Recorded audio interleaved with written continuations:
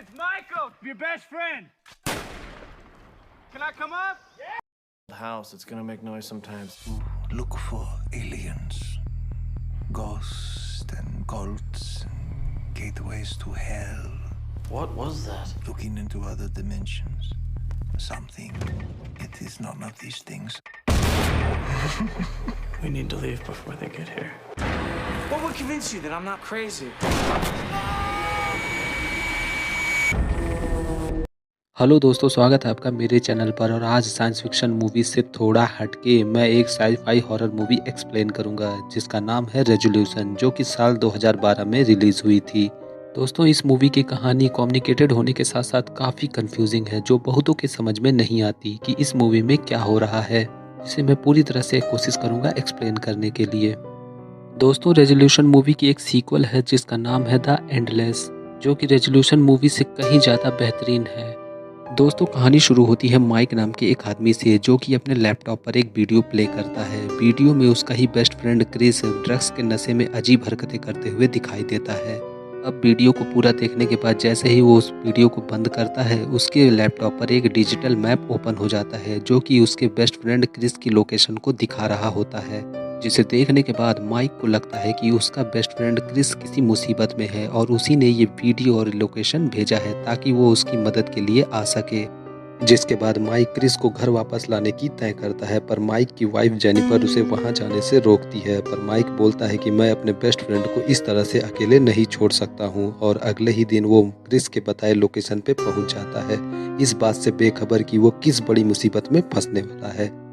Chris शहर से काफी दूर जंगल के बीचों बीच बने एक छोटे से घर में रह रहा था। माइक वहां पहुंच करके देखता है तो क्रिस हवा में ही फायरिंग कर रहा था। दरअसल ड्रग्स के ओवरडोज की वजह से उसकी पूरी बॉडी हेलुसिनेट कर रही थी, जिसकी वजह से उसे आसमान में ढेर सारी बर्ड्स दिखाई दे रही थी, इसीलिए वो हवा में फायरिंग कर रहा था।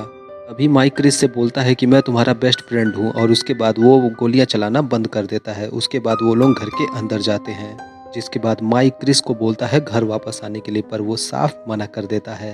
अब माइक के काफ़ी जोर देने पर भी क्रिस घर जाने के लिए नहीं तैयार होता है, जिसकी वजह से माइक स्टंग गन से उसे बेहोश करके उसे एक हथकड़ी से बांध देता है, और वो तय करता है कि वो क्रिस को एक हफ्ते तक ड्रग्स से दूर रखेगा ताकि वो ड्रग्स के ओवरडोज से बाहर निकल सके और घर वापस जाने के लिए तैयार हो जाए। अब क्रिस को वहाँ बांधने के बाद वो शॉपिंग करने के लिए निकल जाता है, और जब वो शॉपिंग करने के बाद घर वापस आता है तो वो देखता है कि क्रिस टूथब्रश से अपनी उस हथकड़ी को काटने की कोशिश कर रहा था।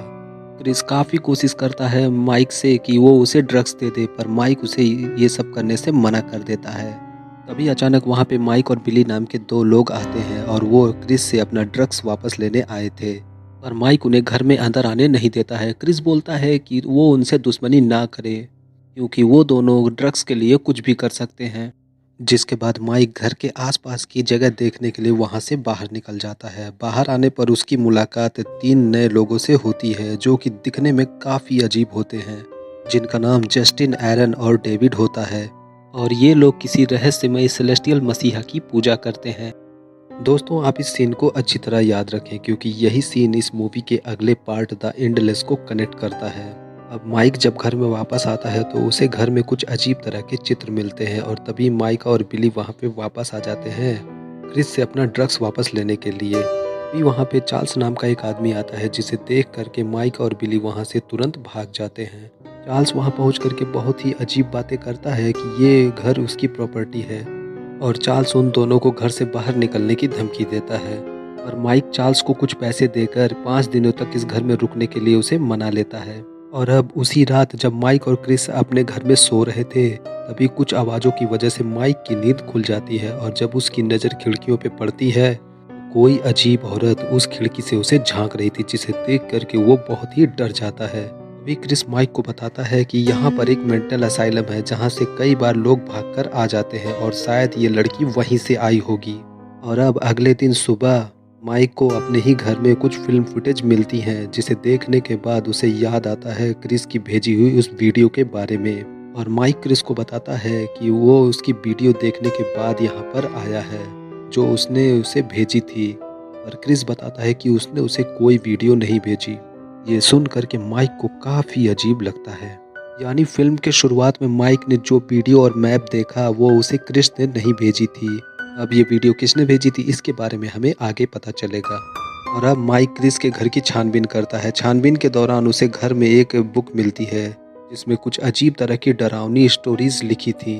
उस बुक को पढ़ने के बाद माइक उसे पास ही की एक लाइब्रेरी में रख देता है और वहाँ पर उसे और भी अजीबोगरीब ढेर सारी वीडियो फुटेज मिलती है।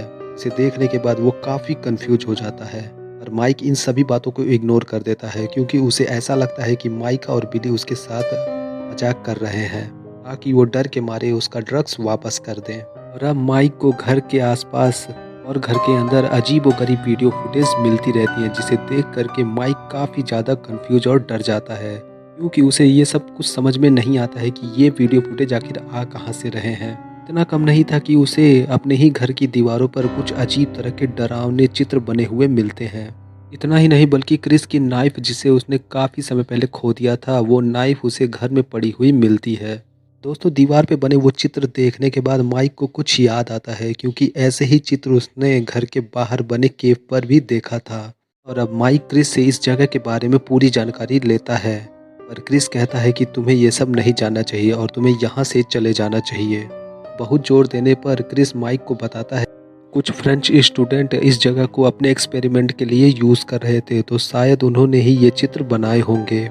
जिसके बाद माइक की मुलाकात एक आदमी से होती है जो उनका घर खरीदना चाहता था, पर माइक बताता है कि वो उनकी प्रॉपर्टी नहीं है, वो बस यहाँ पे रेंट पर ठहरे हैं।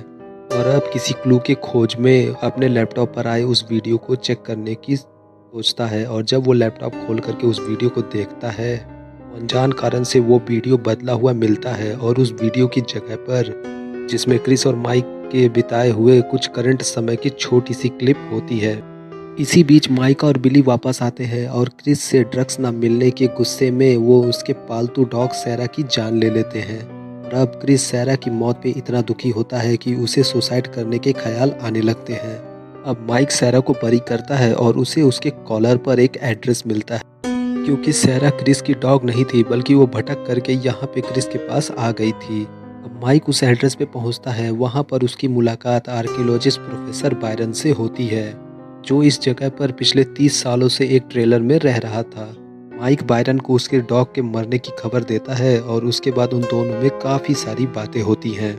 बायरन भी काफ़ी ड्रग्स लेता था और उसका कहना था कि ये ड्रग्स एक अजीब तरह के फ्लावर से आता है जिसे माइक ने पहले कभी नहीं देखा था। बायरन माइक को इस जगह के बारे में बहुत अजीब बातें बताता है। वो बताता है कि वो एक फ्रेंच स्टूडेंट टीम का एक हिस्सा था, पर उसके दोनों स्टूडेंट बुरी तरह से लड़ते रहते थे और एक दिन वो दोनों अचानक गायब हो गए। बायरन माइक से बताता है कि लोगों का मानना है कि इस जगह पे भूत प्रेत और आत्माएं बसर करती हैं, पर बायरन का इस जगह के बारे में कुछ अलग ही कहना होता है। उसके हिसाब से यहाँ पर कोई ऐसा एलियन या कोई ऐसी एंटिटी है जो कि इंसानों से हर बार अलग अलग तरह की स्टोरीज चाहती है, क्योंकि हर बार उसने यहाँ पर एक स्टोरी की तरह शुरुआत, मिडिल और एंड देखा है। अब माइक बायरन की ये सभी बातें सुन करके काफ़ी कंफ्यूज हो जाता है और वो तुरंत वहाँ से निकल करके क्रिस के पास वापस आता है। घर वापस आते ही उसके घर में रखे एक प्रोजेक्टर पर एक वीडियो क्लिप प्ले होती है जिसमें क्रिस और माइक की डेथ की क्लिप होती है। इतना कम नहीं था कि माइक का लैपटॉप भी अपने आप ऑन हो जाता है और उस लैपटॉप पर उनके करंट सिचुएशन की लाइव रिकॉर्डिंग प्ले होती है और ये वीडियो सीधे फास्ट फॉरवर्ड हो करके भविष्य दिखाती है जिसमें कि माइका और बिली इन दोनों की हत्या कर देते हैं। ये सब कुछ देख करके वो दोनों काफ़ी डर जाते हैं और वो लोग तुरंत घर से बाहर निकलते हैं। घर पे बाहर निकलने के बाद वो लोग अपने ट्रक के पास आते हैं और ट्रक में उन्हें वही ड्रग्स मिलते हैं जिसे कि क्रिस ने माइका और बिली से लिया था। पर ये देख करके क्रिस काफ़ी चौंक जाता है क्योंकि उसके हिसाब से उसने ये ड्रग्स कई दिन पहले खो दिए थे और अब उनके पास कुछ भी समझने का टाइम नहीं होता है। इसीलिए वो लोग उस ड्रग्स को उसी घर में छोड़ करके अपना ट्रक लेकर के वहाँ से निकलने की तय करते हैं। अभी उन दोनों को ट्रक में एक और सीडी मिलती है जिसे प्ले करने पर उन्हें पता चलता है कि चार्ल्स भी उन दोनों को मारने वाला है, जिसके तुरंत बाद वो लोग ये ट्रक छोड़ करके पास ही की एक गुफा में छुपने के लिए जाते हैं और वहाँ पर माइक को एक फिल्म स्ट्रिप मिलती है। वहाँ पर क्रिस माइक से कहता है कि वो घर जाने के लिए रेडी है, पर माइक का कहना होता है कि यहाँ पे जो कुछ भी सुपर नेचुरल हो रहा है वो उसे अपने घर पे नहीं ले जाना चाहता क्योंकि उसकी वाइफ प्रेग्नेंट है और अब माइक उस सुपर नेचुरल एंटिटी को खुश करना चाहता है, जिसके लिए वो क्रिस से बोलता है कि उन्हें घर के पास जाना चाहिए क्योंकि वीडियो में वो लोग घर के पास ही दिखाई दे रहे हैं। और अब घर के पास पहुंच करके वो लोग उसी ट्रक के पीछे छुप जाते हैं और थोड़ी ही देर बाद वहाँ पे बिली और माइका आते हैं। वो लोग घर में जाते हैं पर उन्हें क्रिस और माइक तो नहीं मिलते, पर उन्हें उनकी ड्रग्स मिल जाती है। और थोड़ी ही देर बाद चार्ल्स और उसके आदमी वहाँ गन लेकर के आते हैं और वो लोग बिली और माइका को शूट करके घर को आग लगा देते हैं। और अब बिली और माइका के मरने के बाद क्रिस माइक से कहता है कि वो अब थक चुका है और वो घर वापस जाना चाहता है, जिसके बाद उन्हें लगता है कि अब वो दोनों आज़ाद हैं। और तभी अचानक आसमान में उन्हें वही एंटिटी ब्लैक शैडो के रूप में नजर आती है, जिसे देख करके क्रिस बुरी तरह से डर जाता है और उसके सामने गिव इन कर देता है। पर माइक हिम्मत दिखाते हुए उस एंटिटी से सवाल करता है कि क्या उनके पास कोई और रास्ता है, जिसके जवाब में वो एंटिटी काफ़ी ज़ोरों से चिल्लाती है और ये मूवी यहीं पे ख़त्म हो जाती है।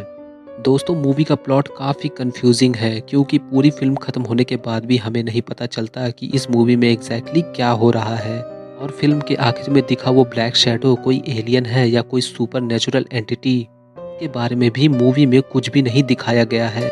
और वही मूवी का सबसे बड़ा सवाल कि मूवी की शुरुआत में माइक के लैपटॉप पर क्रिस की वीडियो क्लिप और मैप किसने भेजा, तो उसका जवाब है उस वीडियो क्लिप और मैप को इसी एंटिटी ने भेजा था। और इसके पीछे उस एंटिटी का क्या मकसद है, तो आपको बायरन की वो बात तो याद होगी जब उसने माइक से कहा था कि यहाँ पे जो भी एलियन या एंटिटी है वो इंसानों को ट्रैप करके उनसे स्टोरीज चाहती है। इसीलिए उस एंटिटी ने माइक को क्रिस की वीडियो भेजी ताकि वो इस वीडियो को देख करके यहाँ आ जाए और उसके ट्रैप में फंस जाए। दोस्तों, मूवी में एग्जैक्टली क्या हो रहा है इसको ठीक तरह से जानने के लिए आपको द एंडलेस मूवी की एक्सप्लेनेशन देखनी होगी। इसका लिंक आपको आई बटन और डिस्क्रिप्शन में मिल जाएगा। और सच मानो दोस्त, the endless movie resolution movie से कहीं ज़्यादा इंटरेस्टिंग और कॉम्प्लिकेटेड है, इसीलिए मैं रिकमेंड करूँगा कि आप उस एक्सप्लेनेशन को ज़रूर देखें। दोस्तों, आज की वीडियो में बस इतना ही।